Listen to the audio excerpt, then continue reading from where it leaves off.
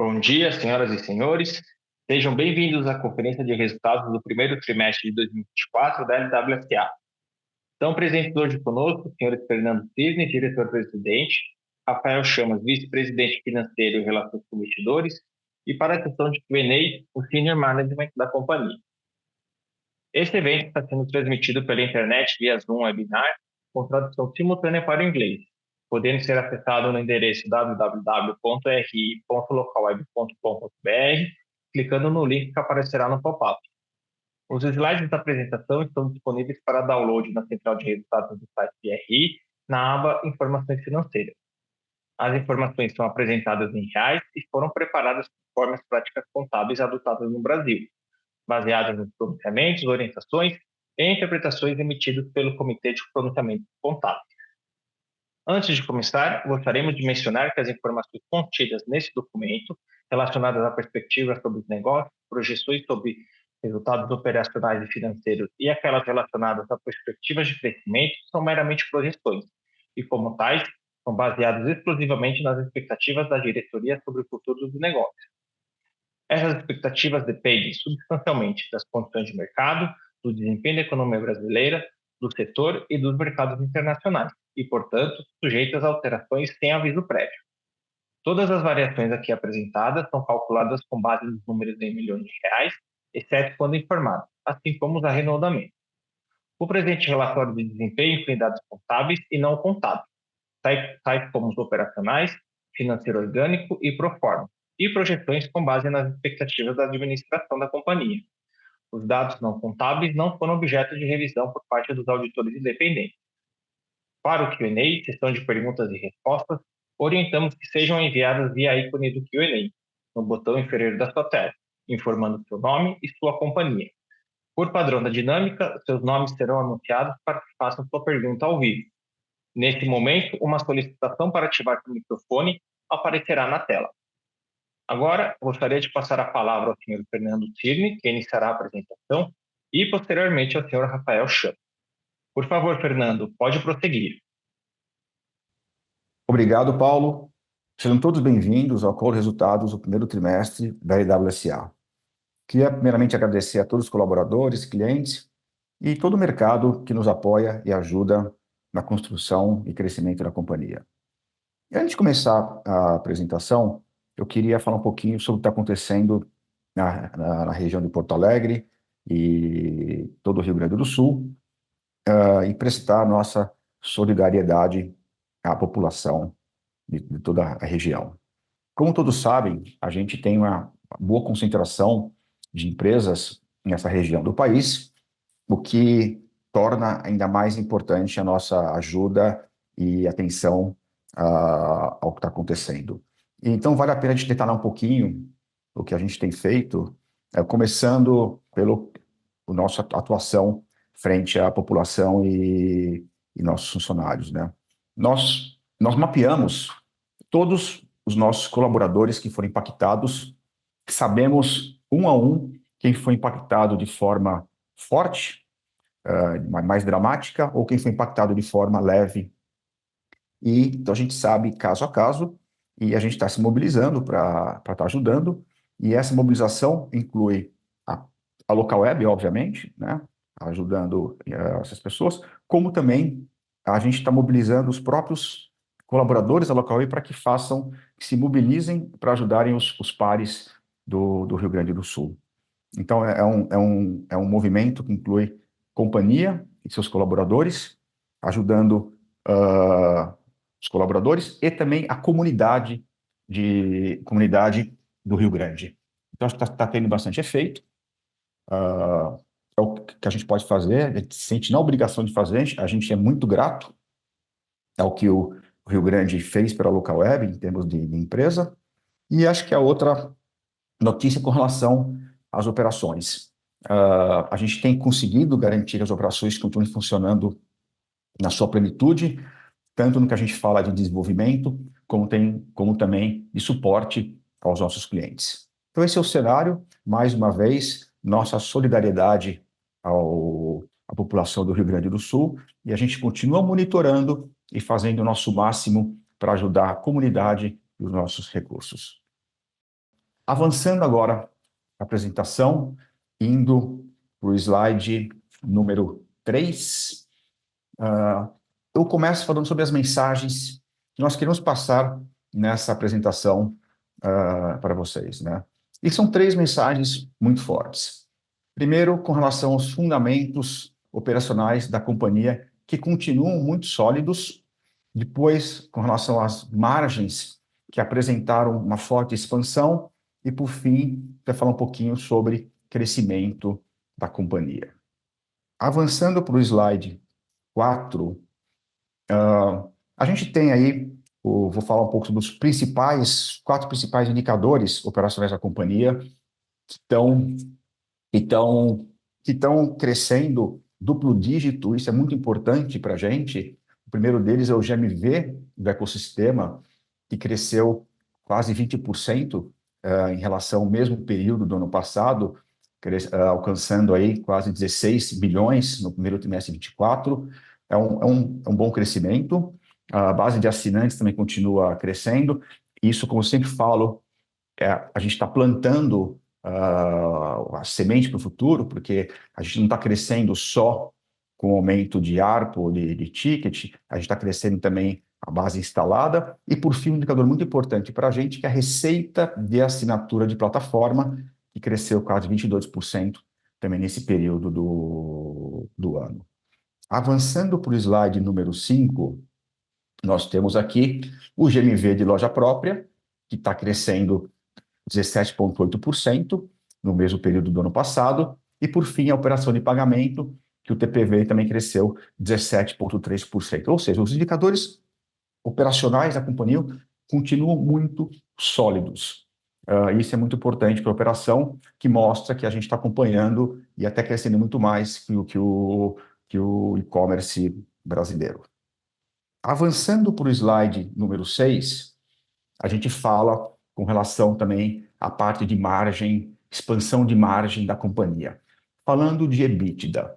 Nosso EBITDA cresceu em relação ao mesmo período do ano passado, 20,7%, indo de 50,5 para 61 milhões, uma expansão de 2,3 pontos percentuais, indo de 16,8 para 19%.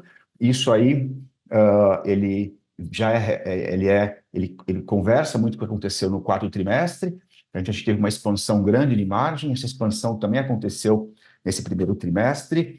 Eu vou falar um pouquinho sobre a maturidade disso, mas é o 2º trimestre consecutivo que a gente apresenta uma margem forte e crescente, né, em relação ao mesmo período do ano passado. E acho que um dado muito importante é com relação ao lucro líquido, onde a gente saiu de 6,5 milhões para 24,5 milhões, crescendo aí 5,5 pontos percentuais.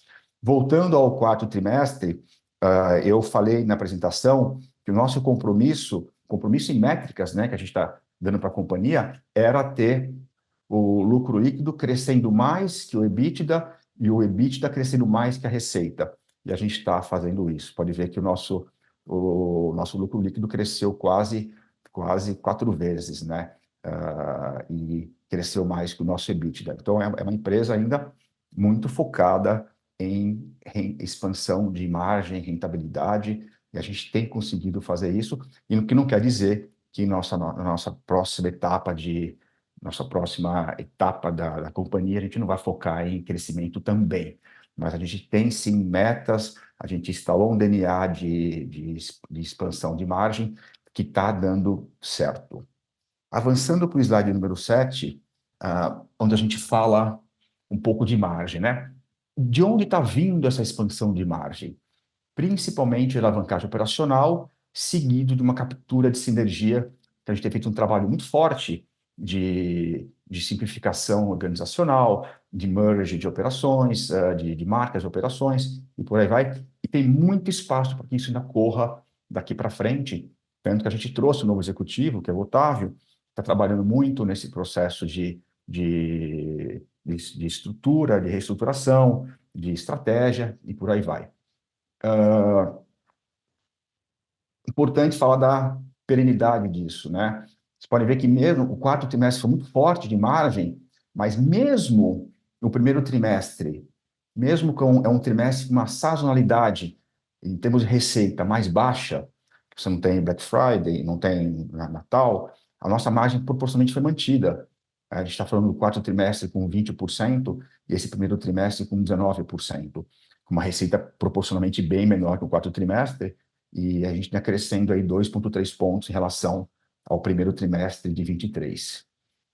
E um ponto importante, esses ganhos de margem, eles vêm acontecendo sem prejudicar o crescimento da companhia. Tem espaço para crescer a margem? Acreditamos que sim. Já falei um pouquinho, acho que é um pouquinho disso, né? A alavancagem operacional continua sendo uma realidade. A gente tem muitas das operações adquiridas continuam crescendo duplo dígito alto. Isso acho que é um maior indicador que isso pode estar acontecendo, ganho de margem. Tem operações passando por reestruturação, que é o caso da Squid, tem um slide só de Squid aqui na frente. E essa continuidade de simplificação organizacional, ela vai continuar acontecendo por um bom tempo ainda. Então, acho que sim, a gente está muito confortável com a perenidade do ganho de margem e com a possibilidade de a gente ainda continuar a ter ganhos daqui para frente. Avançando um slide para o número 8, por favor. Crescimento. É muito importante para a gente ter uma análise correta da companhia, a gente fazer essa quebra de crescimento, né? Que seria o que a gente olhar o consolidado sempre comparando com o ano anterior, no mesmo período, consolidado sem operação de Squid e o commerce sem Squid. Eu vou explicar o que está acontecendo com o Squid, mas o commerce sem Squid cresce 16%. A gente sabe que a gente pode crescer mais, que é a nossa próxima etapa da companhia, acelerar esse crescimento. A gente tem espaço para isso, a gente quer crescer mais. Vou falar um pouquinho sobre isso, mas é importante essa quebra para ter a correta avaliação da companhia. E aí, avançando um pouco, quais são essas etapas da companhia? Avançando para o slide número 9, por favor. Eu já falei um pouquinho isso no quarto trimestre, mas é importante mostrar onde estamos, né? Vou passar rapidamente. Nós tivemos um momento pré-IPO, onde nós éramos uma empresa de B-Online, de hospedagem, domínio. Tivemos um momento pós-IPO, fizemos diversas aquisições, são 16 aquisições no pós-IPO, muito rápidas. A gente conseguiu, com isso, ter uma importante participação no mercado de e-commerce, crescemos rapidamente.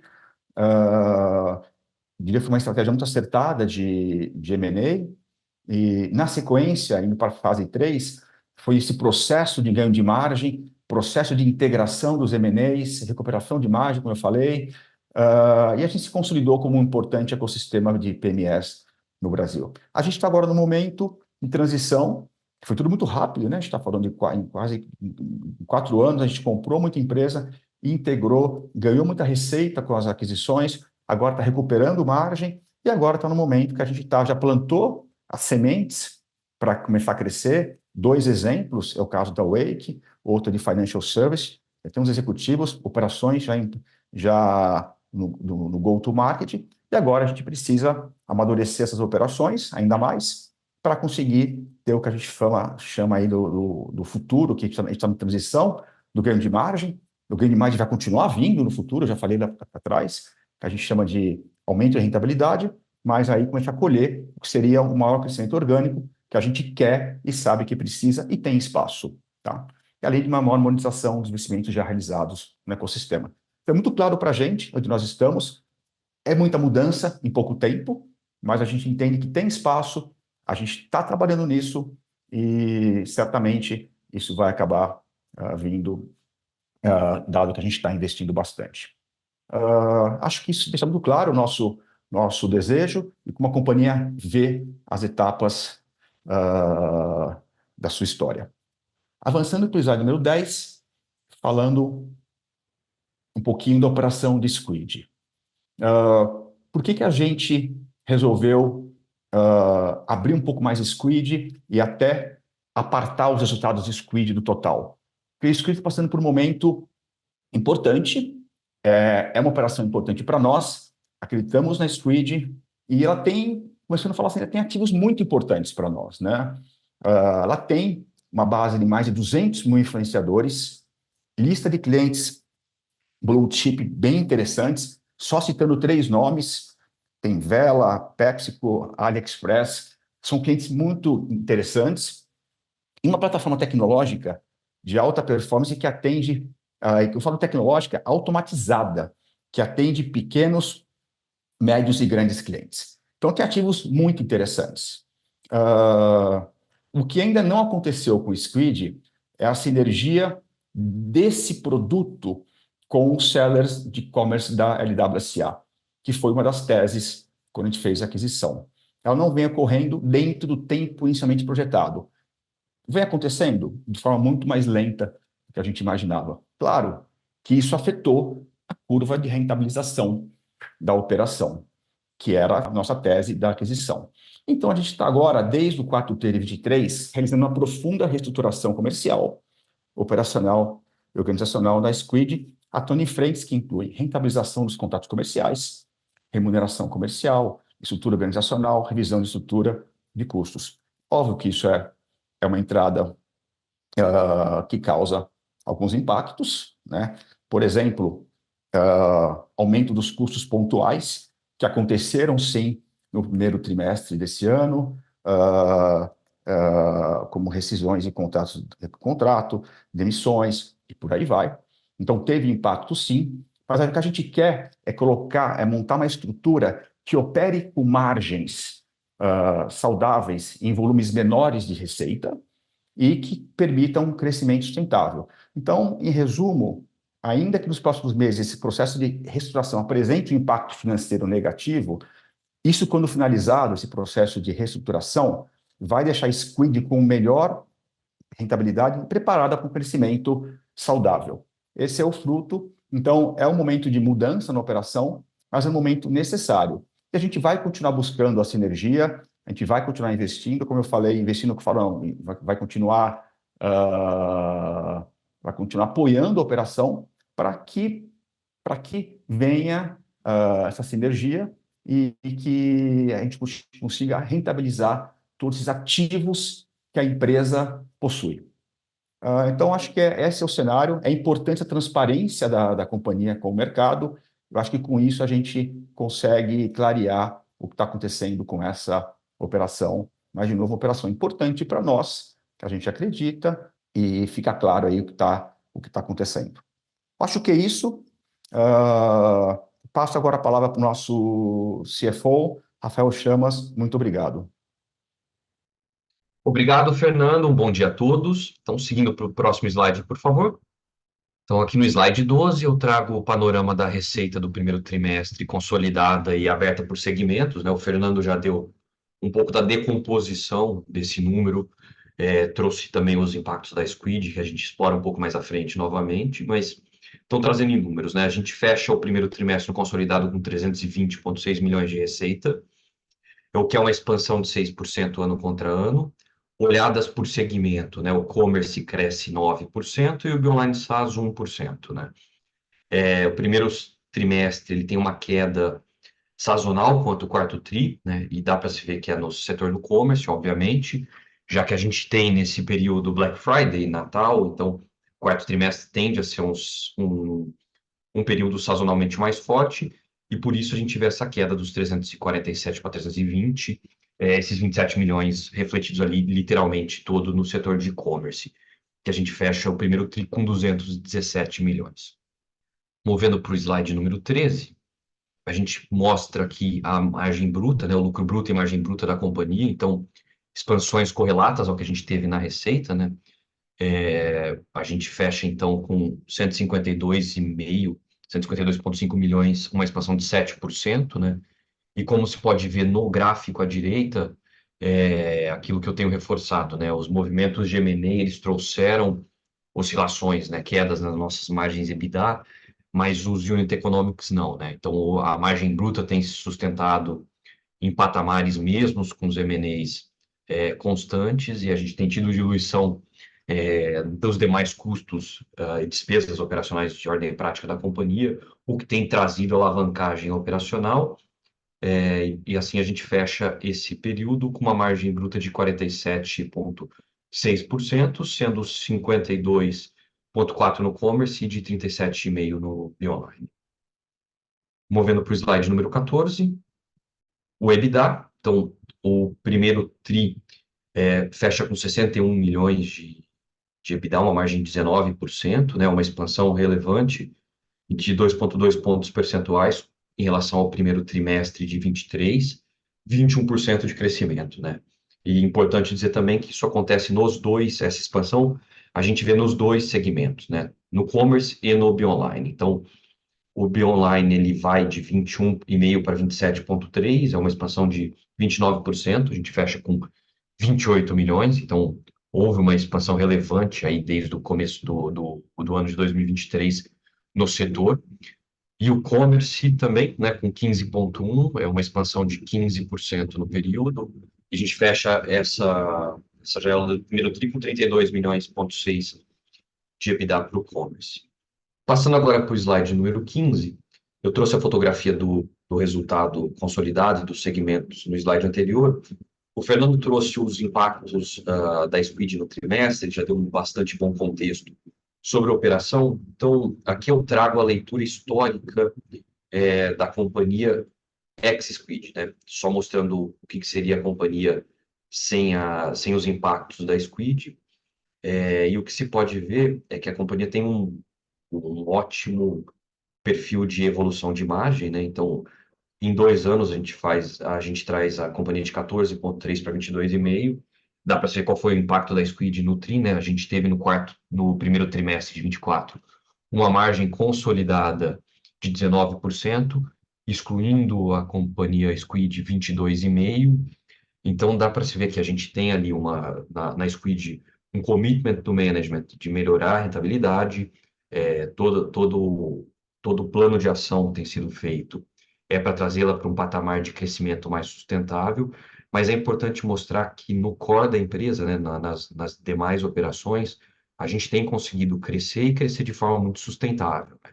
Há uma expansão muito boa de receita e de rentabilidade, por consequência, nas demais operações da empresa. Movendo aqui para o slide 16, por favor.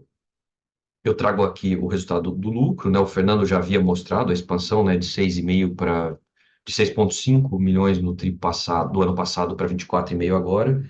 Então, a gente fecha esse período com uma margem de 7,6%, decorrente, obviamente, da melhor rentabilidade, né? Eu mostrei a expansão do EBITDA para 60 milhões nesse trimestre, mas há outras coisas que contribuem, né?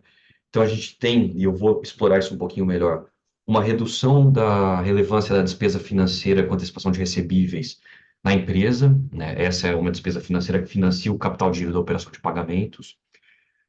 Como a gente já explicou no último trimestre, né? Com a definição dos valores dos earnouts no quarto TRI de 2023, os impactos econômicos, né, em resultado por remensurações, eles tendem a cair, isso também acontece, né? Então é o que a gente chama aqui de AVP, ajuste a valor presente de earnout. E a gente teve uma alíquota de imposto efetiva de 25,5% nesse trimestre, né? Que é uma eficiência muito boa e mostra o que a gente tem de alavancagem no lucro. Importante dizer, né? Eu comentei no call do quarto trimestre sobre o ativo que a companhia tem por conta do goodwill das aquisições, que em valor de caixa é de aproximadamente 800 milhões, mas aqui ainda não há efeito desse benefício fiscal, desse ativo fiscal. Esse ativo ele vai ser aproveitado pela companhia a partir do momento que a gente tiver as incorporações das companhias adquiridas feitas, o que acontece começando ao longo do segundo semestre de 2024. Então, a redução dessa alíquota efetiva, ela tem a ver com eficiência fiscal da operação, aí em especial a lei do bem. E movendo então para o slide 17, eu comentei sobre despesa financeira, aqui trazendo um pouco da evolução desde o primeiro TRI de 22, de componentes importantes para se entender a geração de caixa do grupo, né? Então, nas barras eu tenho o EBITDA, então dá para se ver um EBITDA expandindo bastante, né? ao longo de 2 anos, que é a perspectiva que a gente tem olhado nos demais gráficos históricos, né, do primeiro TRI de 22, a gente praticamente dobrou o EBITDA de 32,1 no primeiro TRI de 22 para 61, agora no primeiro TRI de 24, né, uma expansão de quase 30 milhões.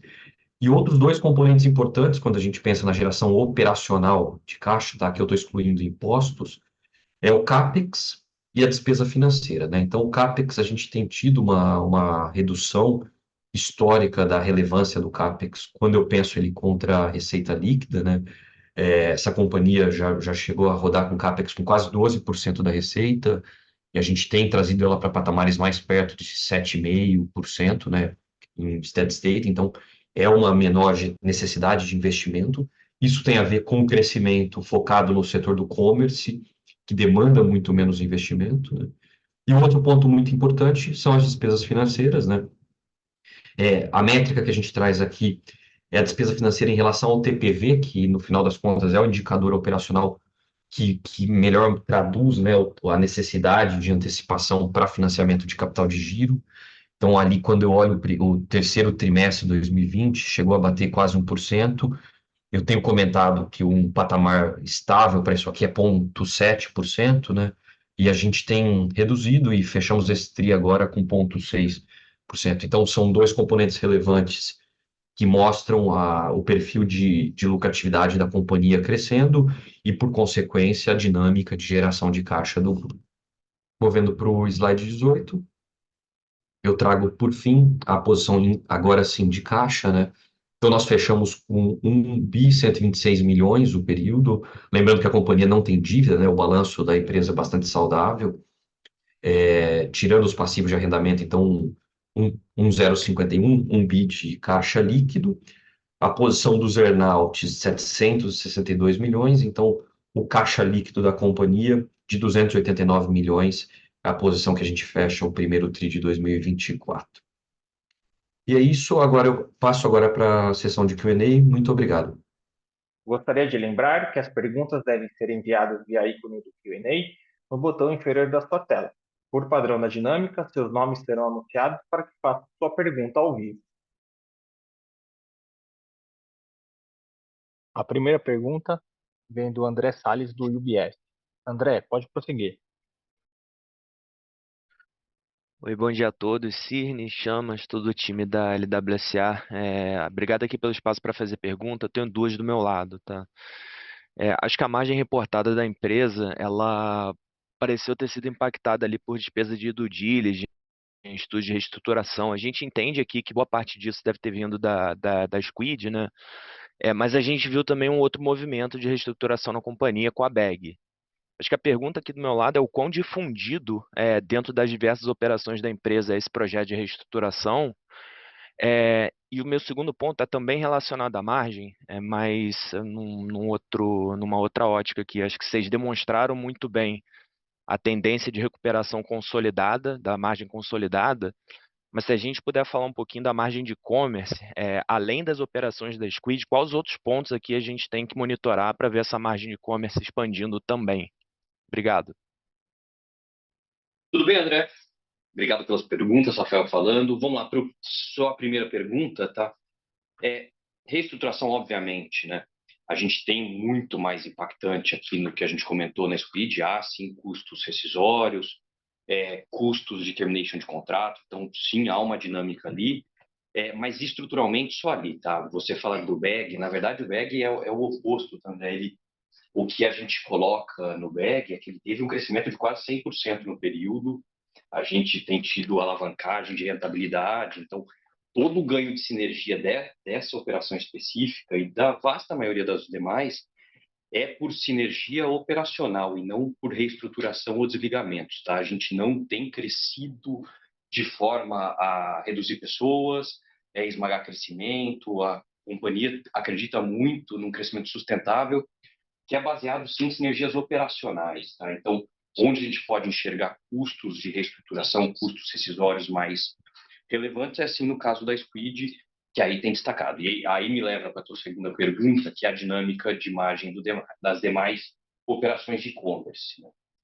Eu mostrei em dos meus slides a expansão da margem consolidada sem e-commerce, mas sem a Squid, mas o mesmo ocorre na operação do commerce. Tá? Se a gente olhar o commerce isolado da Squid, há também um crescimento relevante, né, com expansão de margem. A margem desse setor sem Squid, comparado agora, ela se expande quase 2 pontos percentuais. Então, a gente continua vendo a alavancagem operacional no segmento, e aí os 15% que a gente viu com a Squid hoje no commerce, isolados, eles vão a quase 20% se eu tirar a Squid desse patamar. Então, isso acaba fazendo com que a gente tenha tido a expansão do setor. Obviamente, a gente ainda tem muito potencial para fazer mais capturas de sinergias, né? Mas essas sinergias não são por reestruturação, e sim por ganhos de eficiência numa companhia que teve uma agenda estratégica muito relevante nos últimos 2 anos, de reagrupamento em grandes business units, mas que ainda há muito a se atacar de forma a construir melhor capacidade de captura de sinergia entre as próprias unidades em si. Então, a gente, obviamente, tem muitas capturas, mas longe de ser reestruturação, e sim uma evolução natural de um business que está cada vez mais maduro e mais sólido como grupo econômico.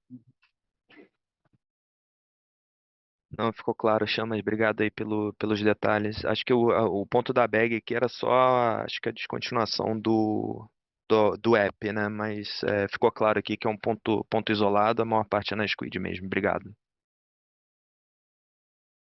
A segunda pergunta vem do Marcelo Santos, do JP Morgan. Marcelo, por favor. Bom dia, Cirne, Chamas. Obrigado pela apresentação e pela oportunidade de fazer perguntas. Eu também tenho duas. A questão das margens, eu queria focar um pouco em BeOnline SaaS, que teve uma margem assim, muito forte, né? Foi 27% a margem EBITDA ajustada, e normalmente o management comentava acho que é algo 22, 24, como é mais normalizado. Queria primeiro entender assim, essa performance forte desse business, e se isso é um novo patamar ou se foi mais uma característica específica desse trimestre. Então, essa seria a primeira pergunta. E a segunda pergunta é na questão da Squid, né? Vocês mencionaram que entre os pontos de reestruturação teria um volume menor, né, de receita.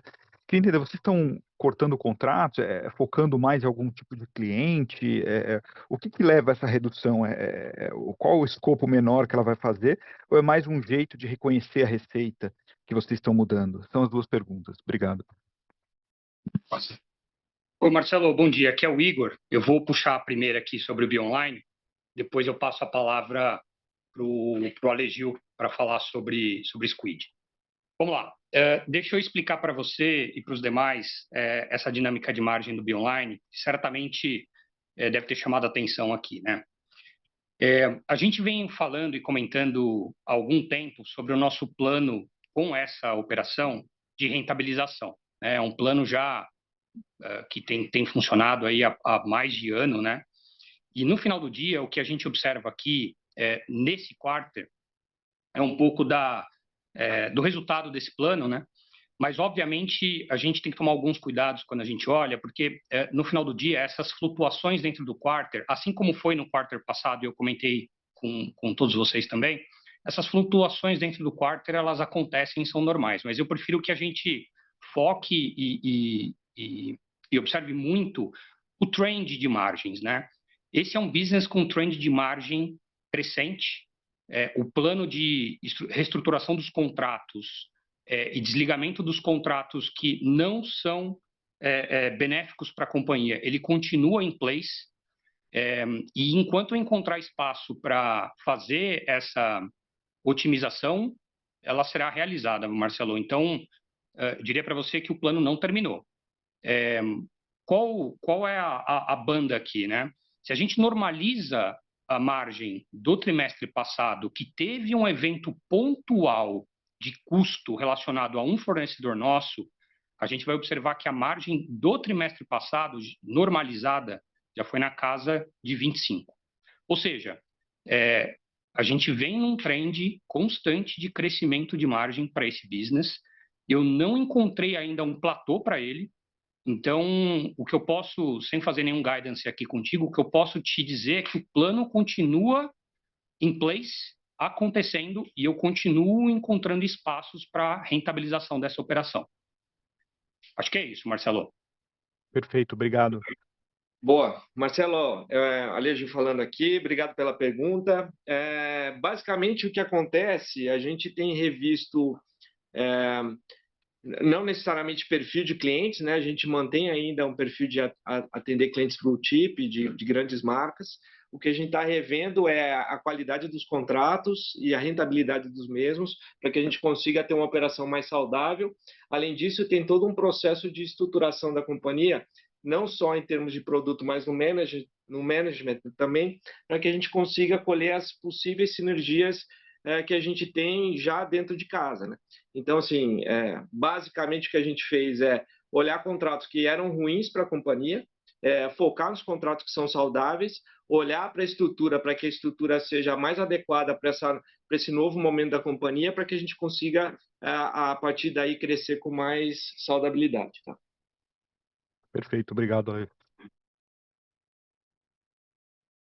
Próxima pergunta vem do Luca Brendin, do Bank of America. Luca, por favor. Oi, bom dia, pessoal. Obrigado por receber minhas perguntas. Eu tenho duas aqui do meu lado também.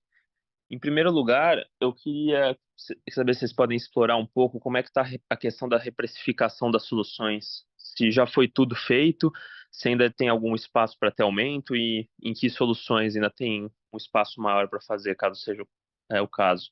E em segundo lugar, eu queria entender um pouco a questão da despesa de pré-pagamento e dinâmica de working capital.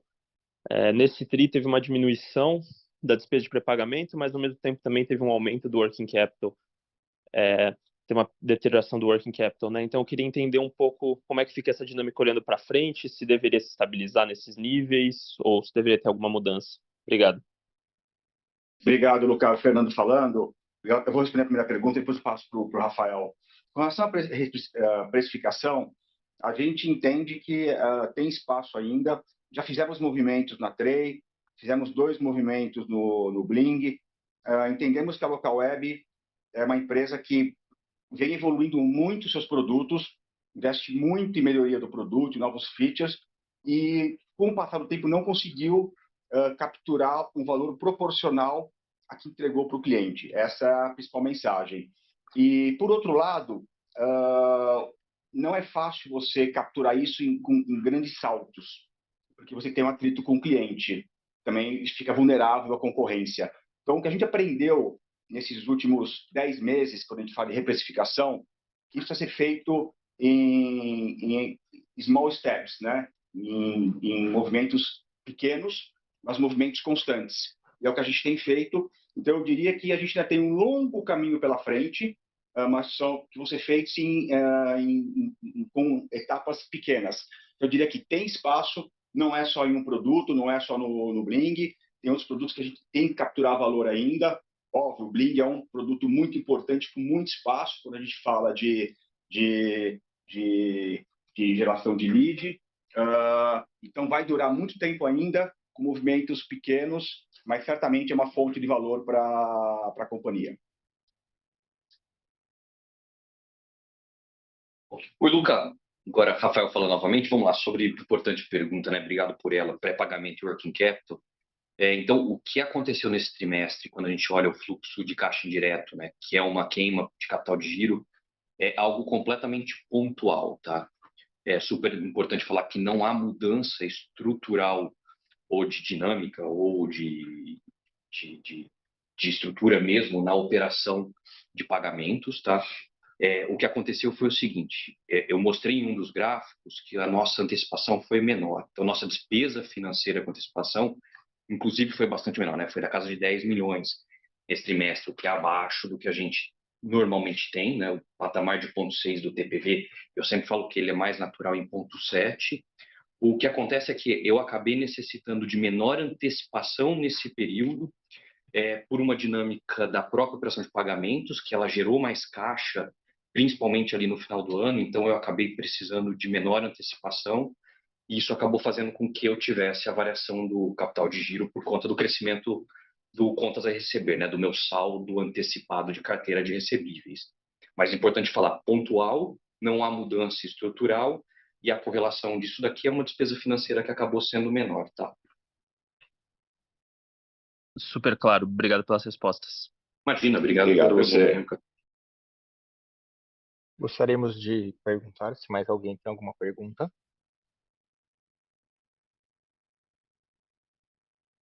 Bom, não havendo mais perguntas, encerramos a sessão de perguntas e respostas. E agora, retornamos a palavra para o nosso CEO para as considerações finais. Fernando, por favor. Queria agradecer a todos pelas perguntas, nossos colaboradores, clientes e todo o mercado que, de maneira geral, apoiou a Local Web nesse primeiro trimestre de 24. E acho que as mensagens foram claras, a companhia muito engajada com rentabilidade, também agora trabalhando forte para essa quarta etapa que a gente está entrando aí, de continuar ganhando rentabilidade e também agora trabalhando nas frentes de crescimento. Agradeço a todos e muito obrigado. Até o próximo call de resultados.